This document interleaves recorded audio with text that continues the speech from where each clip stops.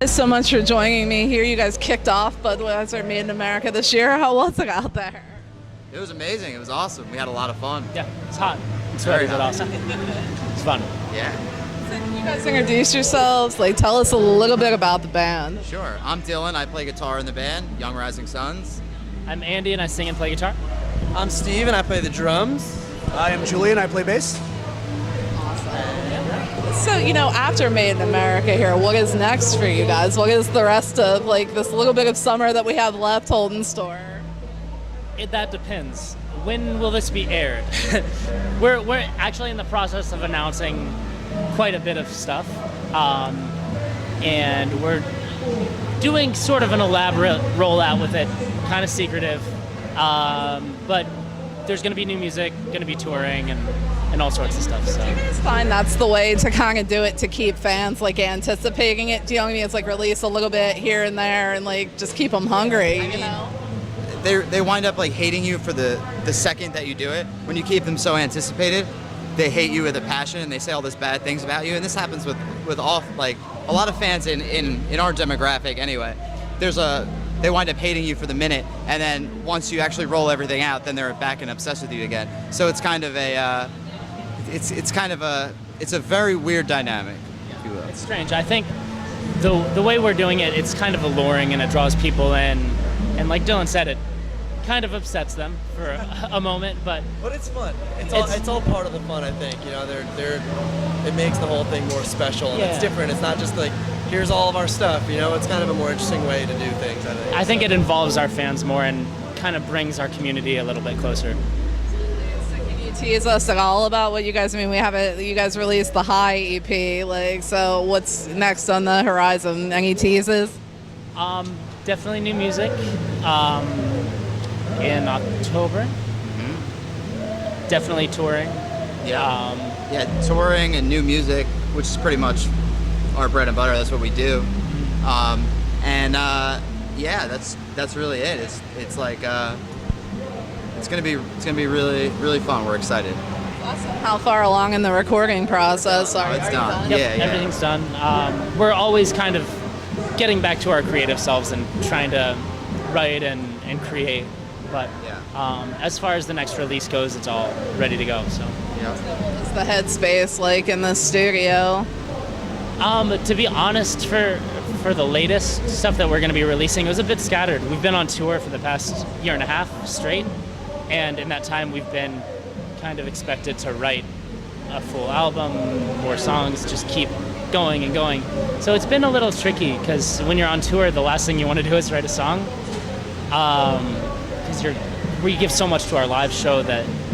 Yeah, we don't really get in a creative headspace on tour. It's like a lot of bands find solace in that, but I don't really ever find the time or the want to do it. So I think you need to live a regular human life to be inspired to make something special.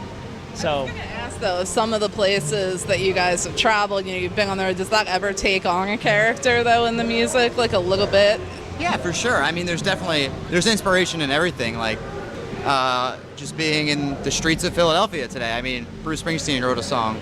You know, it's like it's just there's inspiration everywhere, and we take it from all over the world. So You're more like you're more well traveled. You're more well versed. You kind of know more about life, you know what I mean? Like, it sounds cliche, but it's true, you know? So I think it does help. It makes you just kind of think about things from a different perspective maybe, or find a different angle when you write music, So if you had to list one thing that was misunderstood about the band, what would it be? Is there something that everybody tends to get wrong, or do they pretty much get it?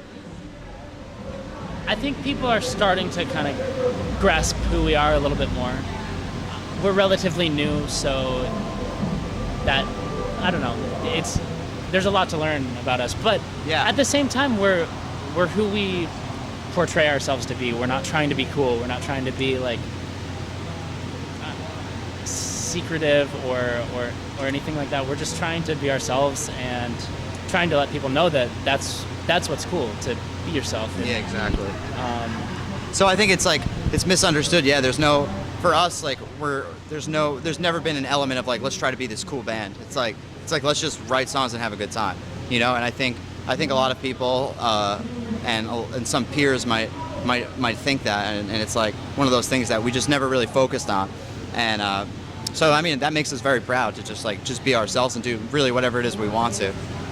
Yeah. It's got to be very therapeutic and it's like refreshing because fans can tell immediately when something's not legit or something's not real. Like, absolutely. Yep. Are you ever surprised by which songs fans tend to gravitate towards? You have a feeling about one and they're like totally singing the other one. Like, Yeah, that has happened. Yeah, that's happened like on recent tours. We'll play new songs. We'll be like, oh, this is gonna be the one they're gonna love. And then they like this other one, and we're like, holy shit, like, yes, it's like cool. I could curse, right? Like, oh shit, like they like that one, like that's awesome. So yeah, that always happens, and that's fun for us because we like, you know, if we believe in the song, that we'll play it live. So Yeah, it's cool to play unreleased material on the road because it's a little bit of a litmus test to kind of see how people are reacting and how they're taking it. And then when they come back and they're singing the song that hasn't even been released yet, so that's exciting because you know they looked it up on YouTube or whatever, and they go back to our live shows and look it up on YouTube, blah blah blah. So it's cool. what's it like to kind of see a big sea of cell phones out there? I know, you know, back when I was going to shows, it was a sea of Lakers up in the Honestly, air. And now it's like it kind of sucks. It's a little bit of a bummer. Yeah. It takes like, I don't know, people look at I don't like watching the show through their screen. Exactly. Well, that's like the thing, this is your opportunity to see a band in the flesh, to see like an artist in person, and Because people throw that away. They're constantly looking at us through a screen to begin with. So when they come to the show, that's your opportunity to not look at us through a screen. So why are you looking through a screen? If you want to watch on a screen, go on YouTube. You know, it's like the same thing. Yeah, we're here. If you're here, it's about the music. It's about the community, and it's about, you know, loving what you're there for. Grew up. Like, it's frustrating to us because we put a lot into our shows, and like, you know, growing up, we always went to these local shows and stuff like that. That were always that vibe. It wasn't like the music and the performance is the most important thing. So it is frustrating, but you know, that's the world we live in. Yeah, it's just the nature of the beast today. So. So I want to hear from everybody. Just chill. Just chilling, hang out. But like for each one of you personally, what was that pivotal music moment that happened? And you're like, I've got to do this for a career. I think we were all like kids. We were just all like 11-year-old kids, like playing in like pop punk bands, like Blink-182 and Green Day, and like, you know, even then we would look back at bands like the Ramones and the Pistols and stuff like that, and like, it would, you know, then these big Rancid fan. Then we get into more music as we grew up, you know. But it definitely started as 11-year-old kids playing power chords on the guitar, or, you know, pop punk drum beats from Travis Barker. You know, that's how it started. So. Yeah, definitely. Yeah, I mean, That's the best way to put it. I don't know. yeah. That's it. Yeah. Well, I want to thank you guys so much for taking a few minutes out to speak with me. We definitely look forward to seeing you guys here in Philly again. Is there any final comments you'd like to share with fans? Follow the signs. Yeah, just follow the signs. That's it. Yeah. If you don't get it, just look on our Twitter, Instagram. Yeah. You'll understand. Awesome. Thank you guys so much.